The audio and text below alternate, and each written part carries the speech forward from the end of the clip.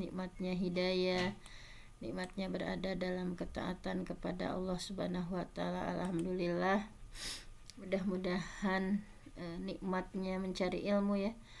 Mudah-mudahan kita semua semangat mencari ilmunya itu menjadi wasilah, dimudahkan oleh Allah untuk dibukakan jalan-jalan syurganya Allah, sebagaimana yang sering saya sampaikan, man salaka tariqan yaltamisu fihi ilman sahhalallahu lahu bihi tariqan ilal jannah.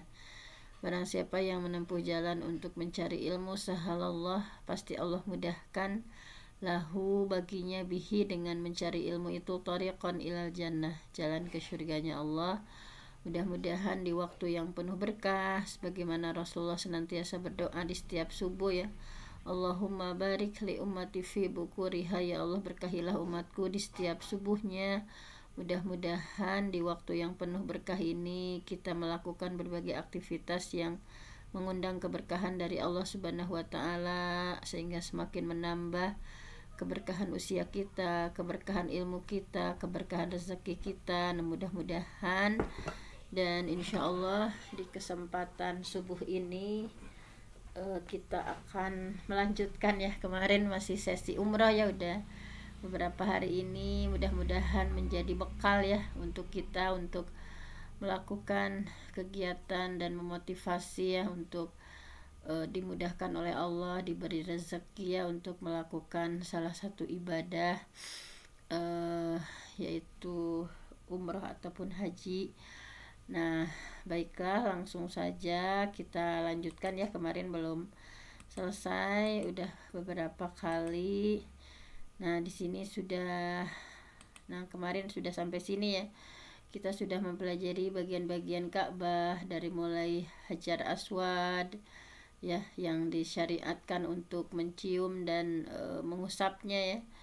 Kemudian kita sudah mempelajari yang penting-pentingnya di sini, ada Hijr Ismail ya. Nah, ada Hijr Ismail di nomor 5 ya.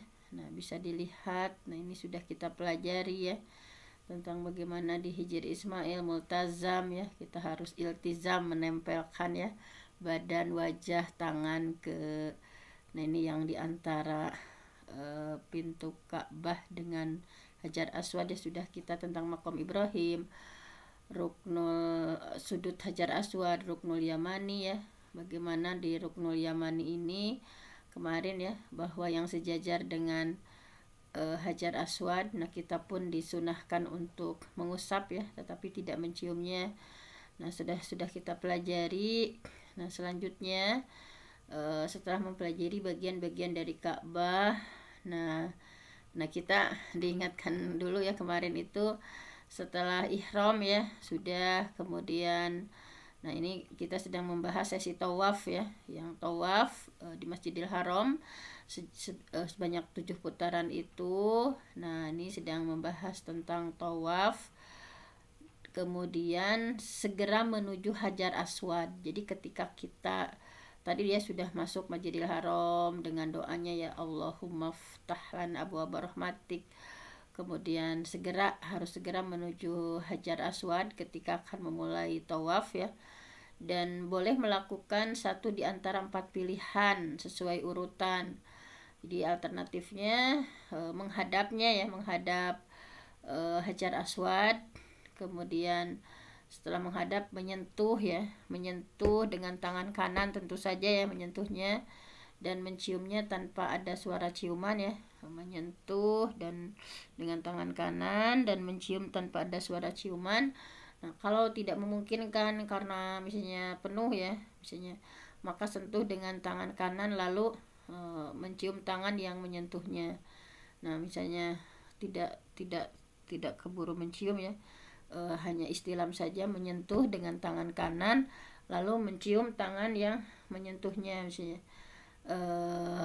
Kemudian kalaupun tidak memungkinkan misalnya karena penuh misalnya, maka sentuh dengan tongkat atau yang sejenisnya, kemudian mencium tongkat itu. Nah, tetapi misalnya kehalang juga, masih kehalang gitu ya, kalau tidak memungkinkan maka cukup dengan isyarah ya, isyarah dengan tangan seperti ini, kepada Hajar Aswad. Nah, dengan mengangkat tangan seperti ini ya. Nah, ini isyarah saja. Nah, kemudian kalau kita bisa mencium ya, sampai mencium Hajar Aswad, bacaannya Bismillah wallahu akbar ya. Bismillah wallahu akbar. Tetapi kalau hanya isyarat saja dengan tangan seperti ini ya, ini bisa terlihat ya. Nah, ini pundaknya sejajar dengan Hajar Aswad ya, tangan kanan seperti ini. Kalau kita hanya isyarah saja, maka bacaannya cukup Allahu Akbar. Tapi kalau kita sampai bisa menciumnya Bismillah wallahu akbar. Tapi kalau hanya isyarah, nah ini Allahu Akbar. Nah, seperti ini ya. Nah, nanti seperti biasa lakukan tawafnya sebanyak 7 putaran ya. 7 putaran mengelilingi Ka'bah. Tentu saja mulai dari Hajar Aswad, dan pastikan posisi Ka'bah berada di sebelah kiri ya. Nah, pastikan posisi Ka'bah berada di sebelah kiri. Nah, kemudian dari Hajar Aswad, jadi hitungan satu putaran itu dari Hajar Aswad ke Hajar Aswad lagi. Nah, itu satu putaran. Untuk laki-laki disunahkan romal ya. Kemarin udah dibahas hadisnya. Romal itu di lari-lari kecil ya, lari-lari kecil. Nah, jadi disunahkan bagi laki-laki untuk romal, berlari kecil dengan mendekatkan langkah pada 3 putaran pertama. Jadi 3 putaran pertama romal, kalau 4 putaran sisanya berjalan seperti biasa. Nah, ini disunahkannya itu ketika romal itu pada tawaf umroh ya, dan tawaf kudum kalau haji itu. Jadi kalau yang tawaf umroh ya, yang kita melaksanakan pas ke sana ya, tawaf umroh, nah itu disunahkan untuk tadi 3 putarannya romal, sisanya berjalan biasa. Dan kalau di hajian itu tawaf kudum ketika kedatangan ya, dan tidak disyariatkan. Kalau perempuan mah jalan biasa aja, nggak ada romal ya kalau perempuan mah. Nah, kemudian disunahkan setiap kali sejajar dengan Ruknul Yamani. Nah, ini udah dibahas kemarin ya. Disunahkan setiap kali sejajar dengan Ruknul Yamani. Nah, ini yang ruknu itu sudut ya, sudut Ka'bah yang menghadap ke Yaman. Nah, ini yang sejajar dengan Hajar Aswad. Nah, setiap kali sejajar dengan Rukun Yamani, kemarin disunahkan ya untuk menyentuh, tetapi kalau ini tidak dicium ya, tidak seperti Hajar Aswad. Jadi Rukun Yaman itu hanya disunahkan untuk menyentuh sambil mengucapkan Bismillah Allahu Akbar ya. Bismillah Allahu Akbar. Nah, tetapi kalau tidak memungkinkan misalnya kita untuk menyentuh Ruknul Yamani, ya maka lewat saja. Jadi tetapi tidak disyariatkan untuk berisyarah seperti kepada Hajar Aswad ya, dan tidak juga mengucapkan tasmiyah Bismillah ya. Jadi biasa aja kalau tidak keburu untuk megang Ruknul Yamani, tidak seperti ketika di Hajar Aswad harus tasmiyah itu bacaan Bismillah ya, dan tidak juga takbir. Nah, jadi hanya melewat saja. Nah, kemudian disunahkan setiap kali berada di antara 2 ruknul ya, yaitu Ruknul Yamani dan Hajar Aswad. Nah, ini bacaannya. Nah, jadi hanya segini ya, sejajaran ini. Nah, jadi antara Ruknul Yamani dan Hajar Aswad, doanya ada doa khusus. Rabbana atina fid dunya hasanah wa fil akhirati hasanah wa qina azabannar. Ya Allah, kami berikanlah kepada kami ya kebaikan di dunia, kebaikan di akhirat, jaga kami dari siksa api neraka. Nah, itu jadi selama berputar itu ya, dari Ruknul Yamani ke Hajar Aswad itu yang dibaca. Nah, kemudian disunahkan setiap kali sejajar ya dengan Hajar Aswad untuk melakukan sebagaimana ketika mulai pertama tadi ya. Jadi ketika bersejajar dengan Hajar Aswad, langsung kalau bisa mencium ya, kalau tidak isyarah, misalnya tadi isyarah seperti ini tadi, Bismillah Allahu Akbar kalau yang bisa menciumnya, kalau yang tidak bisa cukup Allahu Akbar. Tidak disyariatkan mengusap tangan ya ke badan setelah mengusap Hajar Aswad maupun Ruknul Yamani.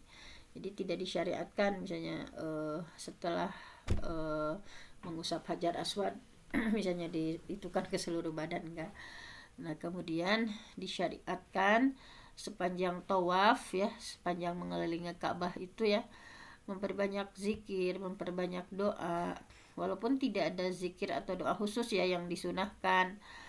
Selain dari tadi antara Rukunul Yamani dan Hajar Aswad itu mah ada doa khusus ya, Rabbana atina fid dunya hasanah. Tetapi kalau yang selain dari lintasan itu silahkan saja disiapkan doa-doa khususnya ya, disiapkan misalnya putaran pertama dari mulai sekarang nih udah disiapkan. Misalnya putaran pertama kita mau memohon maaf sama Allah ya, meminta ampunan misalkan.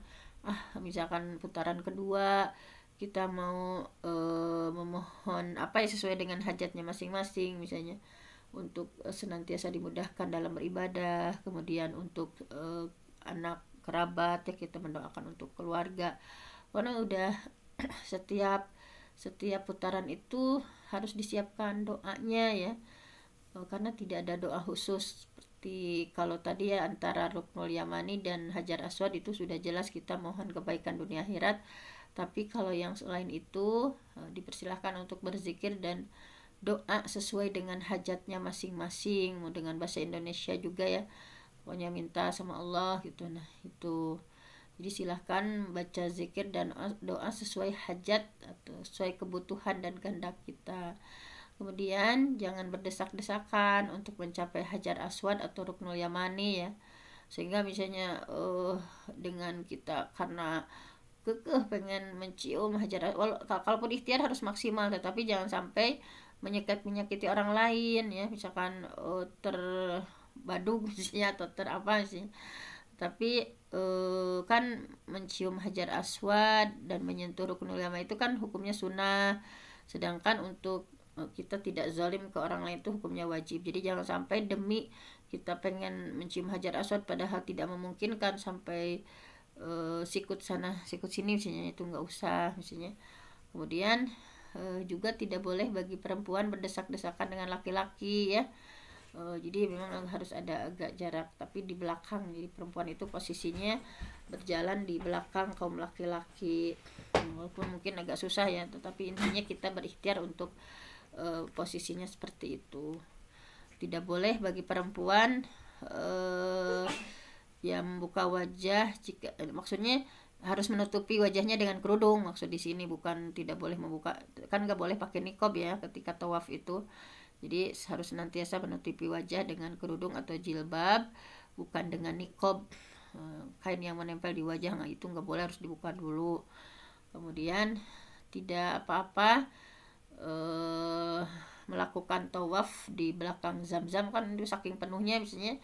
Tidak apa-apa melakukan tawaf di belakang Zamzam, pokoknya di seluruh area masjid ya, termasuk di lantai atas dan atap, terutama kalau lagi rame-ramenya misalnya lagi penuh-penuhnya. Walaupun pada dasarnya itu yang lebih afdol itu yang dekat dengan Ka'bah itu ya, tentu saja itu yang lebih afdol itu yang paling dekat dengan Ka'bah. Nah, tetapi misalnya ketika penuh misalnya dan kita harus melakukannya saat itu misalnya, nah hingga apa-apa tawaf di belakang Zamzam dan seluruh masjid ya, termasuk di lantai atas dan atap ya kalau lagi rame misalnya.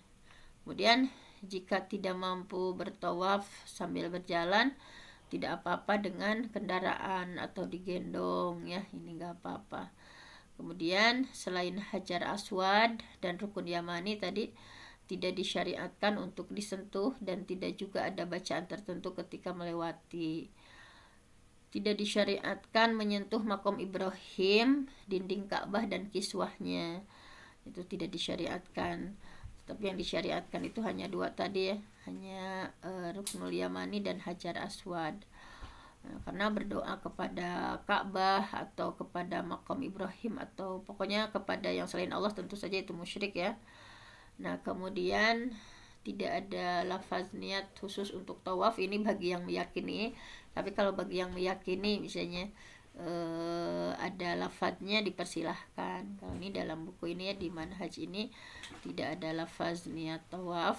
Tapi kalau bagi yang terbiasa ya ada lafaz niat tawaf dipersilahkan saja. Nah kemudian jika terjadi misalnya kita ragu ini tuh putaran keberapa, kan ini keempat atau kelima misalnya, maka ambil hitungan yang paling sedikit ya, ambil hitungan yang paling sedikit, kemudian menambah putaran yang masih kurang. Misalnya ini tuh 4, 5, ya udah ambil yang 4, berarti 3 lagi misalkan. Kemudian ketika kita sedang tawaf, kemudian ada iqomah ya, sudah iqomah sholat. Nah di sini hendaklah berhenti dulu ya, memutuskan tawaf dulu dan segera melakukan sholat. Kemudian setelah sholat dilanjutkan kembali tawafnya, tentu saja tanpa harus memulai dari awal. Misalnya sisanya 3 lagi ya setelah sholat, ya udah 3. Kemudian ketika tawaf terputus karena misalnya buang hajat ya, ada BAK dulu atau BAB dulu, misalnya sedang tawaf, misalnya ingin ke belakang, maka ketika sudah kembali mulai lagi dari Hajar Aswad dan melanjutkan hitungan tanpa membuat hitungan baru dari awal. Ini tinggal melanjutkan. Misalnya kita udah ke-5, tiba-tiba pengen buang hajat ya, nah silahkan buang hajat dulu ya, seperti biasa, wudhu dulu. Nah kemudian kembali untuk tawaf ya, melanjutkan. Kemudian setelah tawaf tutup ya, setelah selesai tawaf tutup kembali pundak kanan, kan harus, kalau ketika tawaf mah harus terbuka ya, harus terlihat pundak kanan. Nah kalau sudah selesai tawaf tutup kembali pundak kanan dengan pakaian ihram bagian atas seperti sebelum tawaf, seperti ini seperti ini kan diharudungkeun ya. Kalau lagi tawaf makan harus terlihat ya pundak sebelah ininya. Nah kemudian akhir tawaf pada putaran yang ke-7, misalnya udah putaran ke-7, ketika sejajar dengan Hajar Aswad, tidak ada isyarat lagi ya, dan juga tanpa ada bacaan khusus. Udah putaran ke-7, misalnya 1, 2, 3 mah isyarah dan baca tadi ya, Allahu Akbar, bagi yang bisa mencium Bismillah Allahu Akbar. Nah untuk putaran ke-7 tidak melakukan seperti itu, tanpa isyarat lagi dan tanpa ada bacaan khusus. Kemudian selanjutnya adalah pergi ke Maqam Ibrahim ya. Setelah ini ke Maqam Ibrahim ya, Maqam itu sudah dibahas panjang lebar ya di hari-hari kemarin. Bukan makamnya Nabi Ibrahim, tetapi tempat berdiri ya. Koma itu kan berdiri, koma yakumu iqamatan. Nah ini makom itu ismul makan ya, makom dari koma, yaitu tempat berdirinya Nabi Ibrahim alaihissalam ketika membangun Ka'bah. Kemudian kita baca ketika ke Maqam Ibrahim ini, wattakhidhu mim maqami Ibrahim musalla, dan jadikan sebagian Maqam Ibrahim sebagai tempat sholat. Makanya kita disunahkan sholat 2 rakaat ya di belakang Maqam Ibrahim. Nah ini kemarin udah dibahas ya ini. Nah di sini ya sholat ya di Maqam Ibrahim. Nah jadi sholat di Maqam Ibrahim ini 2 rakaat saja ya di belakang Maqam Ibrahim. Walaupun tidak tepat di belakangnya misalnya karena susah misalnya, jika tidak memungkinkan pun maka lakukan sholat di mana saja, yang penting di Masjidil Haram misalnya. Jadi misalnya kan sesak penuh ya, misalnya nggak ada tempat lagi gitu ya di Maqam Ibrahim itu, jika tidak memungkinkan misalnya kita di belakang Maqam Ibrahim ya, maka silahkan lakukan sholat ya 2 rakaat di mana saja, yang penting di Masjidil Haram. Kemudian lakukan sholat ini walau di waktu yang terlarang. Nah jadi kan kita sudah mengenal ya, dalam Islam itu ada waktu-waktu terlarang untuk sholat ya. Misalnya ada salah saat, ada 3 waktu karena Rasulullah Shallallahu Alaihi Wasallam, keadaan Rasulullah SAW yanhana, melarang kami ya, an nusolliya fihinna, untuk sholat di waktu-waktu terlarang itu ya, dan juga menguburkan anak barofihinna, untuk mengubur orang mati juga nggak boleh di 3 waktu ini. Yaitu apa? Kita yang nggak boleh sholatnya 3 waktu yang terlarang sholat itu hina tatlu'u syamsi bazighatan hatta tarfa, Jadi 3 waktu yang kita nggak boleh melaksanakan sholat itu, yang pertama ketika matahari terbit sampai naik. Jadi setelah subuh itu nggak boleh ya kita melakukan sholat misalnya, karena itu jadi tidak boleh.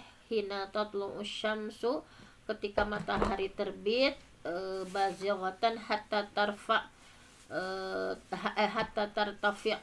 Jadi nggak boleh sholat ketika matahari terbit sampai naik gitu ya. Kemudian yang kedua, hina yakumu qaimul zahira hatta tamila syamsi, juga nggak boleh kita sholat di pertengahan siang bolong gitu ya, ketika siang bolong gitu ya, sehingga matahari tergelincir. Kemudian wahina tadayyifa syamsi lil ghurub hatta taghruba. 3 waktu sholat yang ketiga itu kita nggak boleh sholat ketika matahari condong ke barat sampai tenggelam. Nah, jadi sudah menjelaskan ya alasannya kenapa dilarang sholat di 3 waktu itu, bahwa beliau ya berbicara kepada Amr bin Abbasah bahwa kerjakanlah sholat subuh, kemudian hentikan sholat sampai matahari terbit naik. Jadi kamu kerjain sholat subuh dan hentikan sholat sampai matahari terbit dan naik.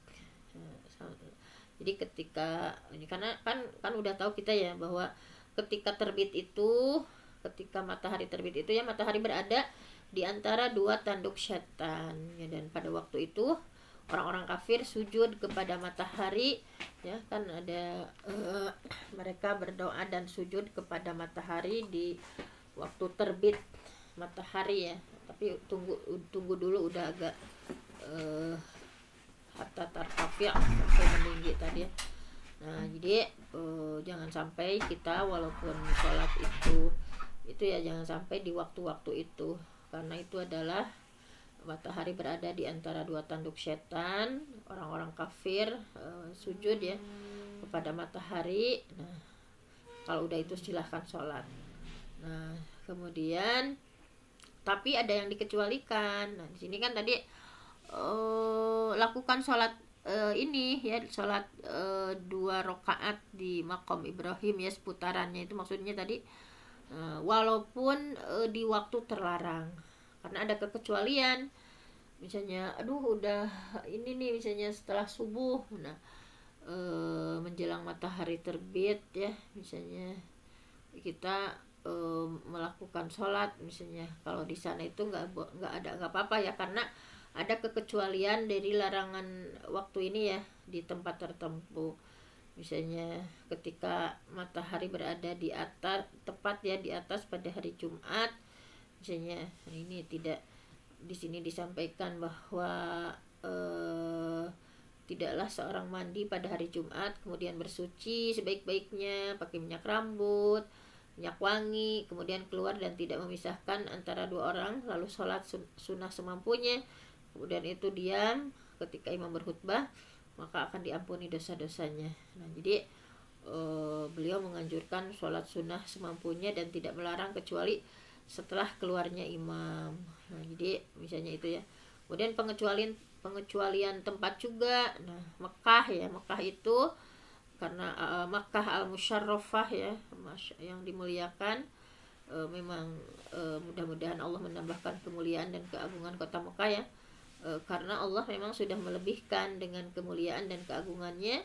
Jadi sholat di Mekah itu tidak ada yang dimakruhkan pada waktu-waktu tadi ya, yang 3 waktu tadi. Kalau kita di Indonesia misalnya nggak boleh, tetapi di sana di Mekah itu tidak ada yang dimakruhkan pada waktu tadi, sebagaimana Rasulullah bersabda bahwa wahai Bani Abdi Manaf, janganlah kalian menghalangi siapapun yang melakukan tawaf dan sholat di Baitullah ini kapan saja, baik malam ataupun siang.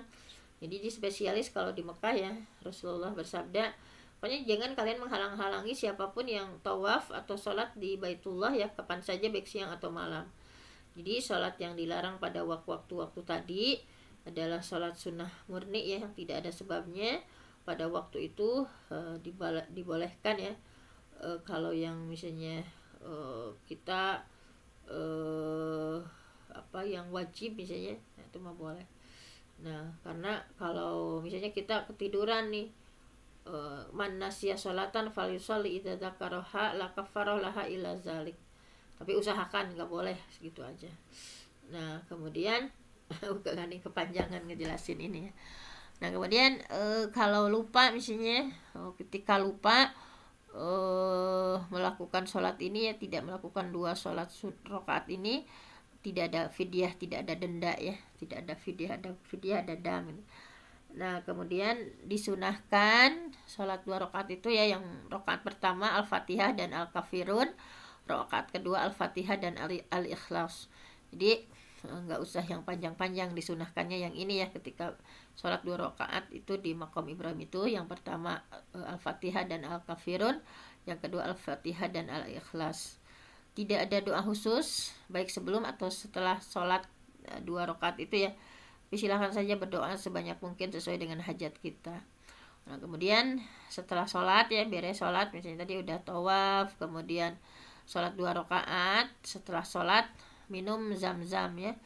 Minum zam-zam dianjurkan sampai nggak haus gitu ya, sampai kenyang. Nah, minum air zam-zamnya dan disiramkan ya sebagiannya ke kepala. Nah, disiramkan seperti ini dan berdoa sesuai hajat ya, sesuai hajat kita berdoa. Nah, kemudian udah itu ya, udah selesai minum air zam-zam. Setelah sholat minum air zam-zam udah selesai. Kemudian kalau memungkinkan ini ya, kembali menyentuh atau mencium hajar aswad.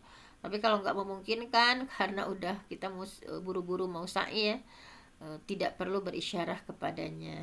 Nah, kemudian pergilah ya, setelah itu misalnya kalau keburu mencium hajar aswad ya silakan.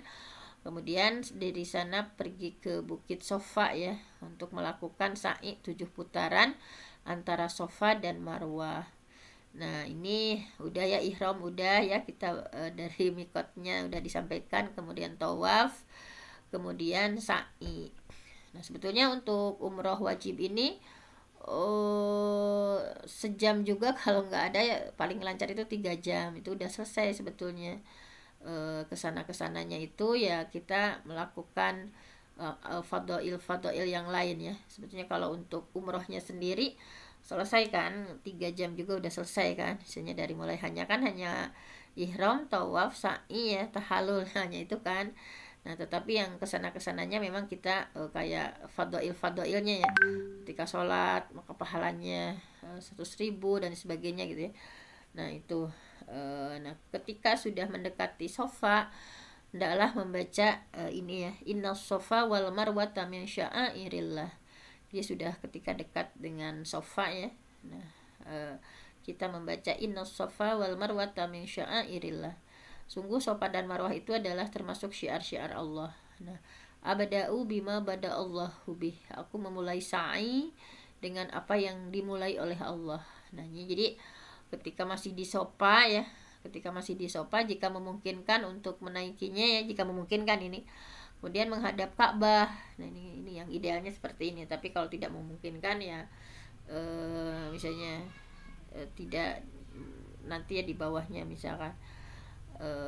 Jadi ketika di Sofa itu kalau kita mungkin untuk menaikinya ya, kalau sekarang susah ya, kemudian menghadap Ka'bah, tetap menghadap Ka'bah dan mengucapkan Allahu Akbar, Allahu Akbar, Allahu Akbar, la ilaha illallah wahdah la syarikalah, lahul mulku wa lahul hamd wa huwa ala kulli syai'in qadir, la ilaha illallah wahdah anjaza wa'dah wa nasara 'abdah wa hazamal ahzaba wahdah.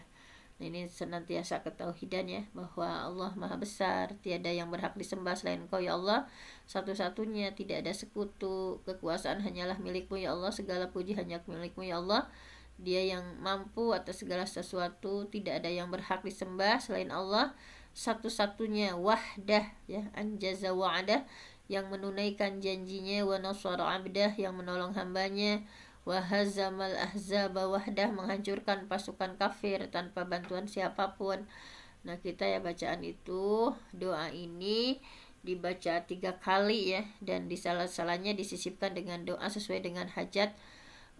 Berarti kan pas doa ini tentu saja dibacanya 3 kali, dan di sela-selanya bacaan itu kita sisipkan ya dengan doa sesuai hajat dan keinginan kita. Kemudian setelah berdoa berjalan ya, berjalan menuju Marwah. Ini posisinya seperti ini, yaitu Ka'bah, kemudian ini As-Safa ya sebelah sini, nah bisa terlihat Al-Marwah sebelah sana. Jadi tadi maksud ketika di Safa kita naik ke atas kemudian sambil menghadap Ka'bah ya, sambil berdoa tadi Allahu Akbar, Allahu Akbar, la ilaha illallah wahdahu la syarikalah, lahul mulku wa lahul hamd wa huwa ala kulli syai'in qadir, la ilaha illallah wahdah anjaza wa'adah wa nasara 'abdah wa hazamal ahzaba wahdah. Itu dengan penuh kehusyuan ya kita berdoa. Nah, kemudian setelah berdoa baru nih lari-lari kecil ya menuju Marwah. Jadi ketika kita melewati di antara 2 tanda hijau, adalah kalau laki-laki tadi romal ya, lari dengan cepat.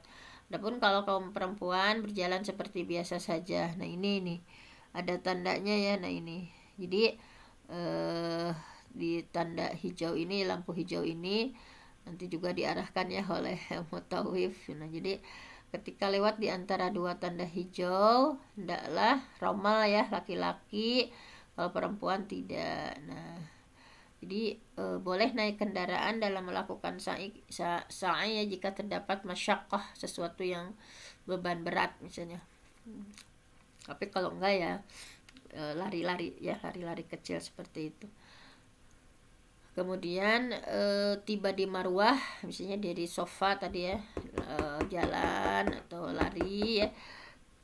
Tiba di Marwah tidak dianggap melakukan 1 putaran. Jadi putarannya itu setelah kembali ke Safa. Nah, kembali ke Safa juga terhitung 1 putaran. Jadi tiba di Marwah, maksudnya telah ya, sudah dianggap ya.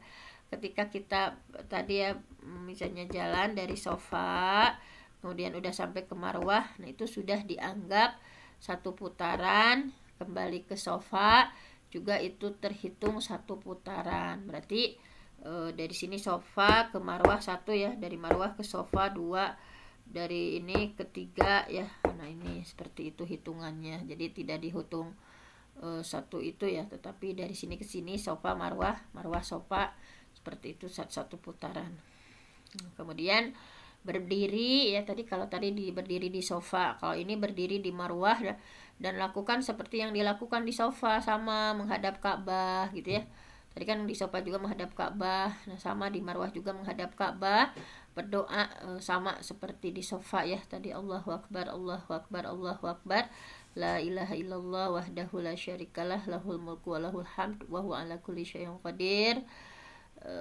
Kemudian selanjutnya apa tadi, sambil dimaknai ya, la ilaha illallah wahdah anjaza wa'adah wa nasara 'abdah wa hazamal ahzaba wahdah.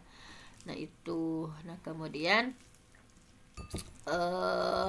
setelah itu kembali ke Safa lagi ya, udah di Marwah kembali ke Safa dan seterusnya sampai 7 putaran, berarti berakhirnya di Marwah ya. Nah, boleh melakukan sa'i di lantai atas ya. Nah, misalnya.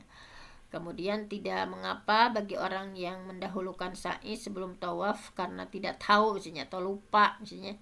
Jadi tidak mengapa misalnya, karena kalau nggak tahu gitu ya urutannya, atau lupa misalnya. Tapi kalau idealnya memang berurutan ya, urah ihram, tawaf, sa'i, tahallul gitu.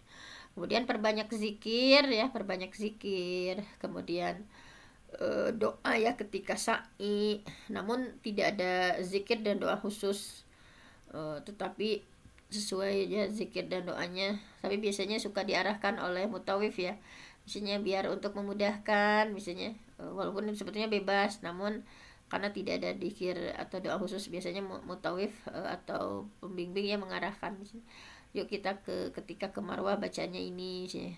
Nah, itu misalnya hindari dosa dan kesia-siaan. Disunahkan melakukan sa'i dalam keadaan suci, sunnah misalnya.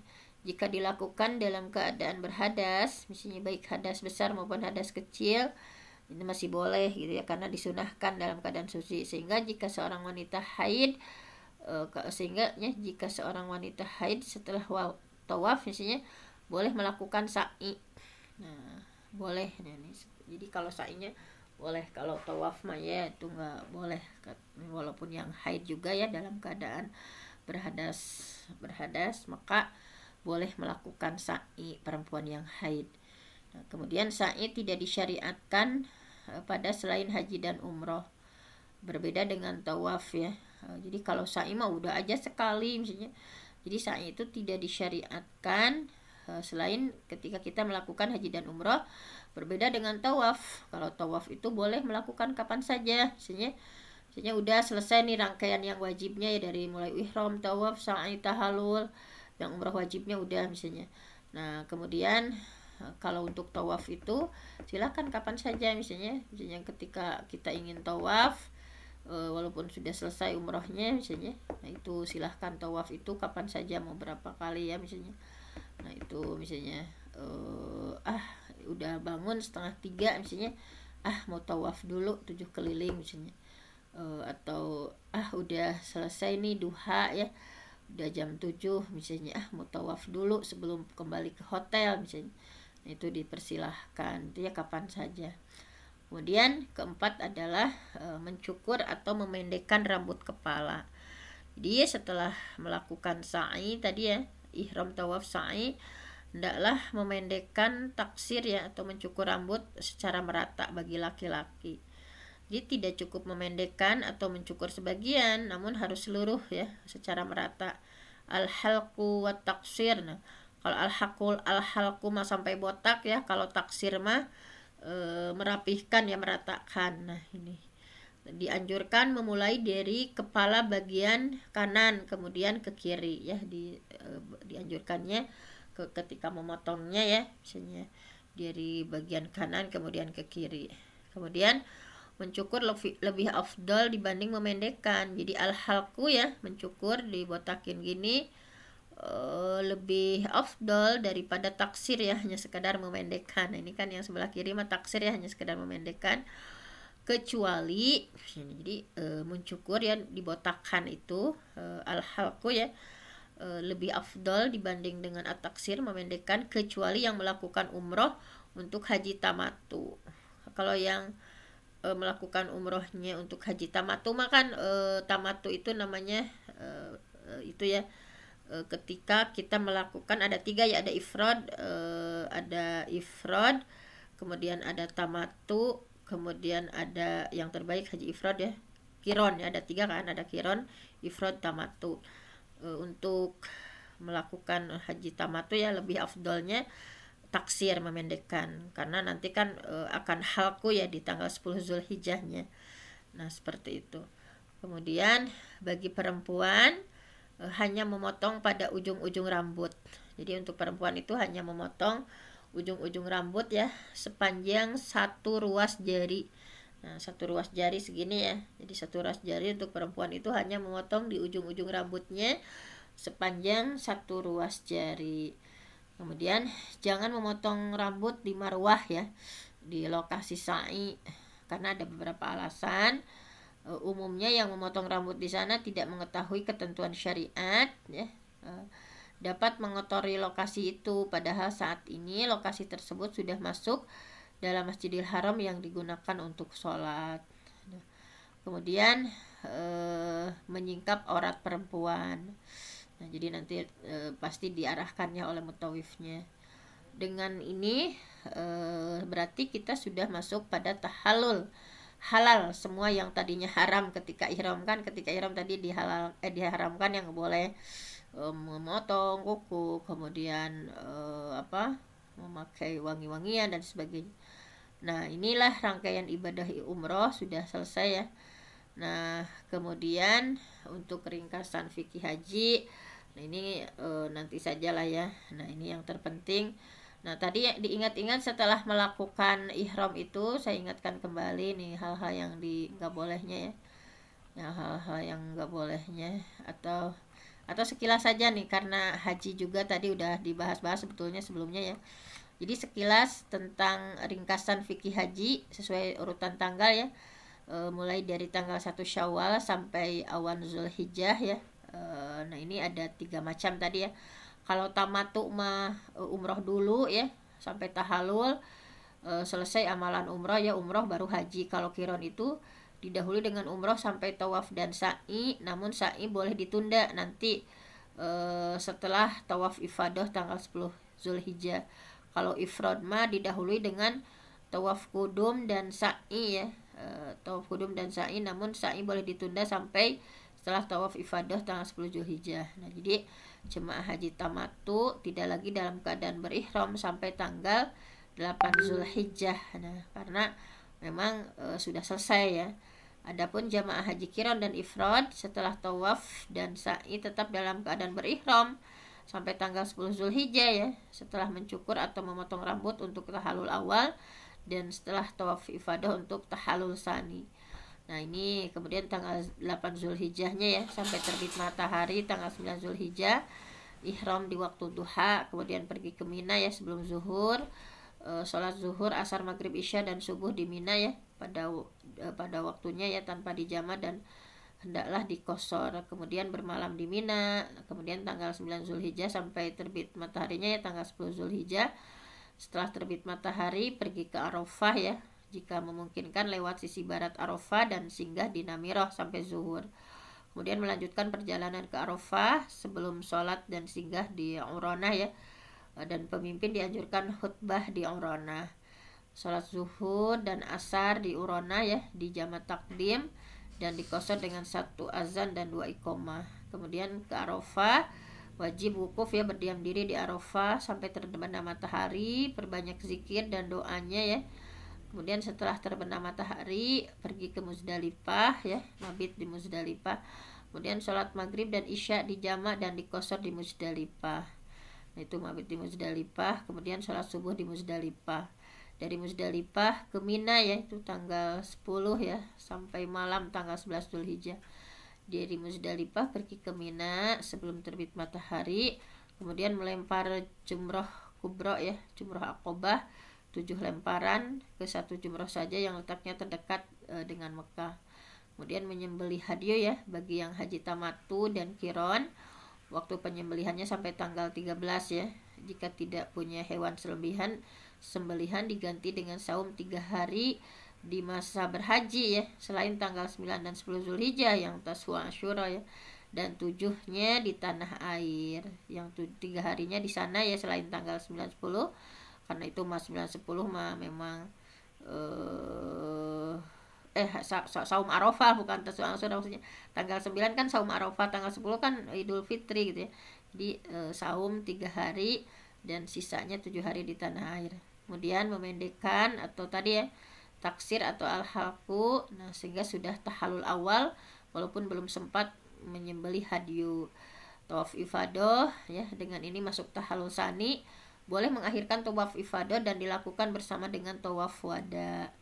Nah, kemudian sa'i ya bagi yang jamaah haji tamattu dan jamaah haji qiron dan ifrad yang belum sa'i setelah tawaf kudum, kemudian mabit di Mina.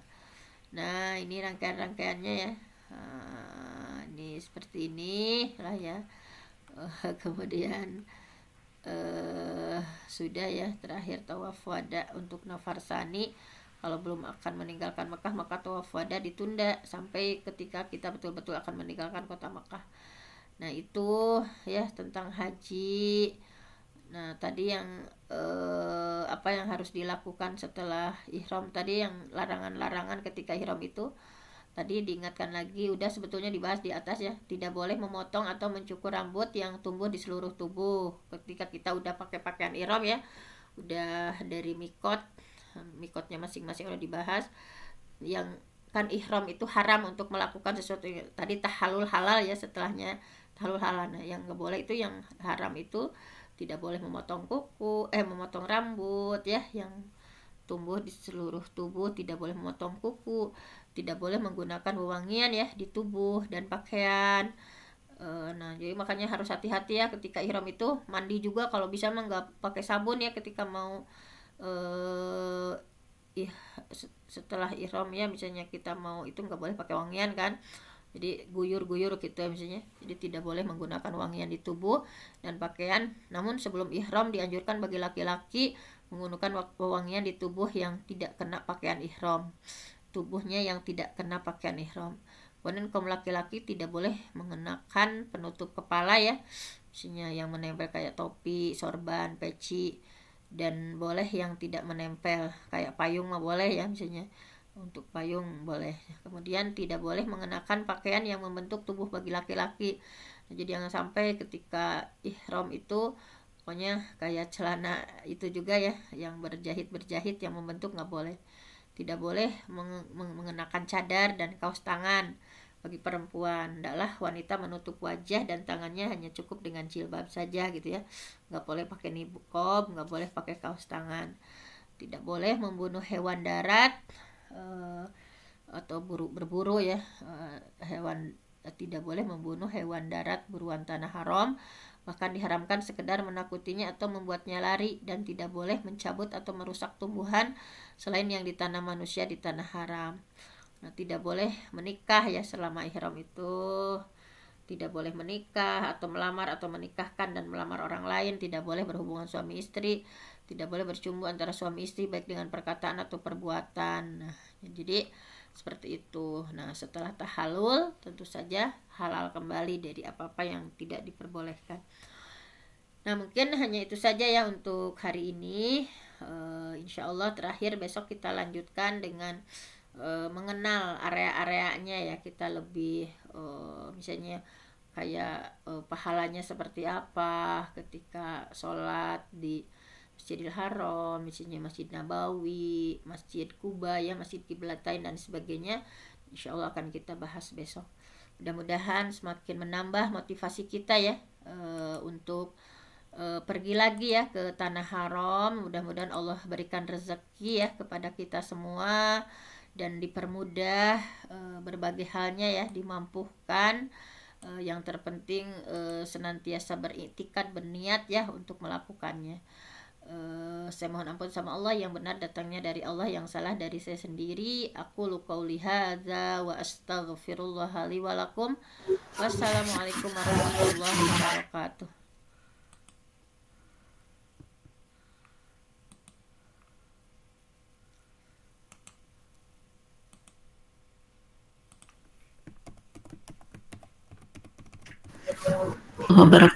Silakan Bu Haja, apa? Bunda Dokter. Iya. Tadi Bunda Dokter mengatakan katanya boleh dikerjakan di atas. Apakah yang sekarang itu memang ada yang untuk sarana sa'i di atas di lantai 2 gitu? Tadi yang melakukan sa'i, Bun? Iya. Iya. Ya mungkin gimana, Bun?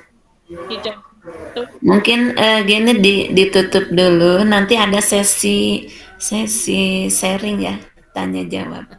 Oh iya, siap ini. Iya. Tanya yang lain.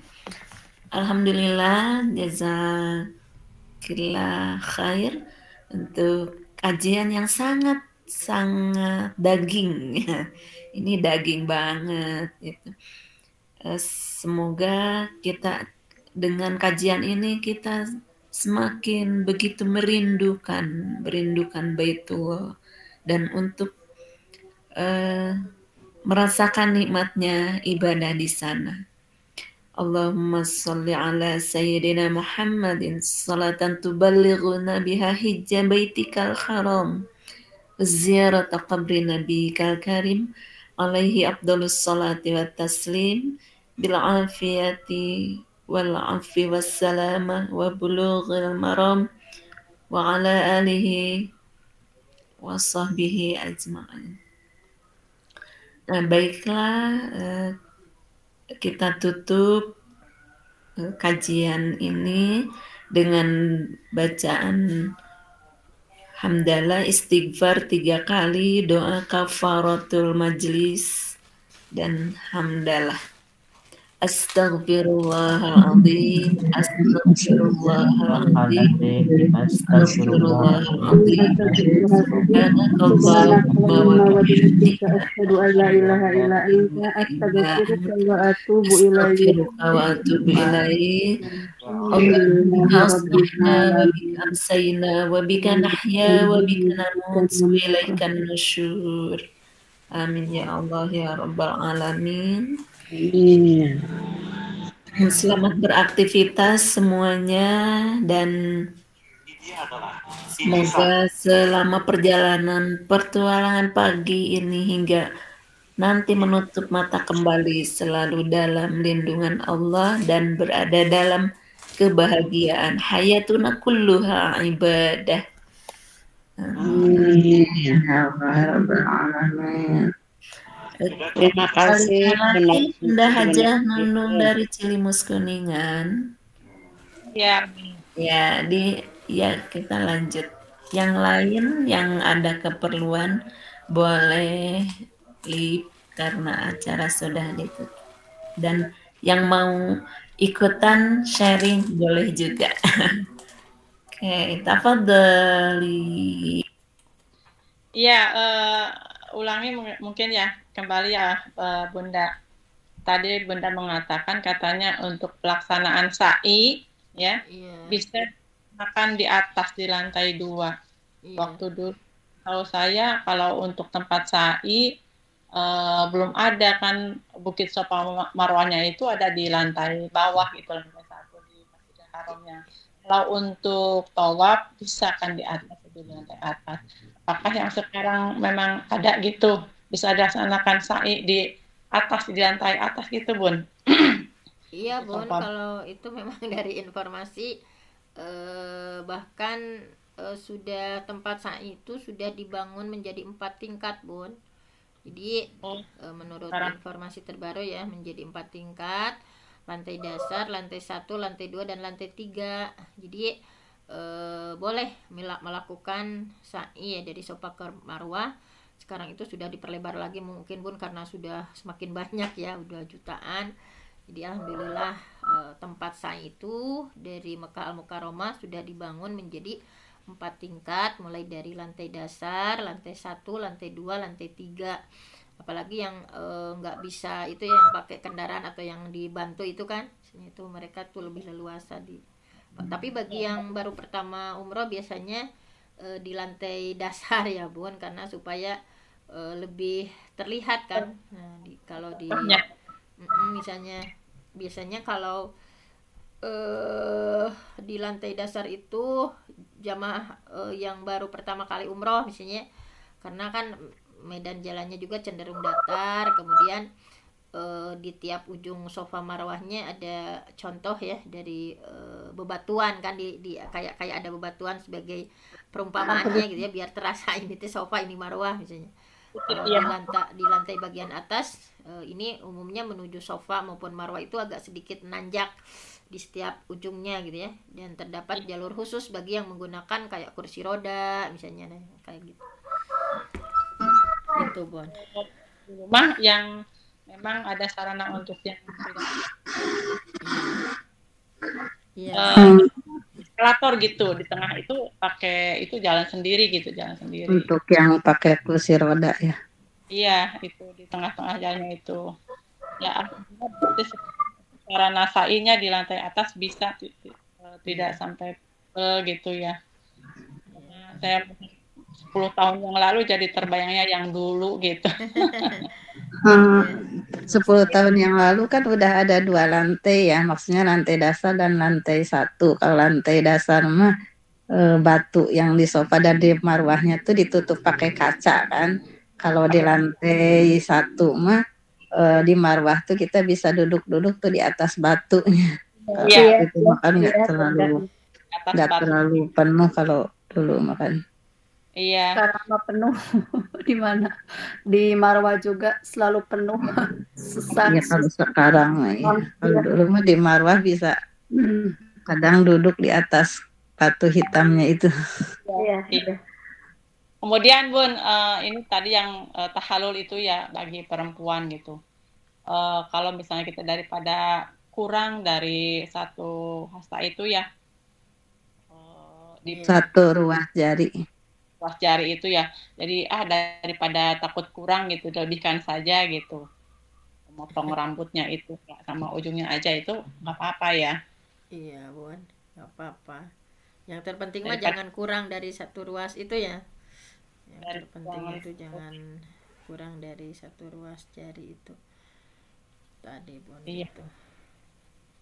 Berarti sekarang di atas apa namanya sudah ada ya. Tapi Jadi memang pengen. iya. Tapi kalau Syekh Utsaimin itu memang sampai di senti gitu ya, di senti bakat ku api gitu. Jadi sekitar 2 cm ya kalau menurut saya Ibnu Utsaimin itu, jadi biar lebih Harus pas. Ya, harus pas. Jadi ini kan seluruh bagian rambutnya dikumpulkan, dari ujungnya itu dipotong sekitar 2 cm saja ya.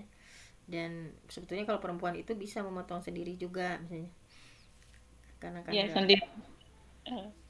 Dikodok gitu, diambil dari bawah kerudung itu. Iya. Oh, ditarik ke depan rambutnya kalau yang agak panjang makan jadi motongnya posisi di depan.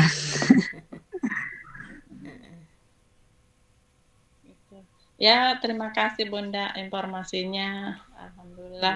Semoga nanti Bunda pemberangkatan umrohnya diberikan kesehatan, kelancaran, dimudahkan untuk ibadah.